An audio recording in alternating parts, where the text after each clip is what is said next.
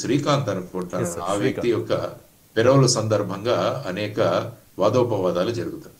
Actual గా ఈ వ్యక్తి ఐ థింక్ ఒక మర్డర్ కేసులో లైఫ్ ఇంప్రిజన్మెంట్ లో ఉన్నాడని అనుకుంటాను, నేను పేపర్లో చదివిన అంశం. Correct sir. అతను పెరోలు కావాలని చెప్పి అప్లికేషన్ పెట్టుకోవడం జరిగింది. ఆ అప్లికేషన్ వెంట ఇద్దరు ఎమ్మెల్యేలు కూడా రికమెండ్ చేశారు అన్నది సర్వసాధారణంగా జరుగుతున్న చర్చ. ఆ తర్వాత ఈ ఎమ్మెల్యేల యొక్క ప్రభావం, ఆ తర్వాత దాని మీద హోమ్ మినిస్టర్ యొక్క ఎండోర్స్మెంట్, ఆ ఎండోర్స్మెంట్ తర్వాత కూడా రాష్ట్ర ప్రభుత్వం అంటే హోమ్ డిపార్ట్మెంట్ వీరికి పెరోల్ మీద రిలీజ్ చేయలేదు.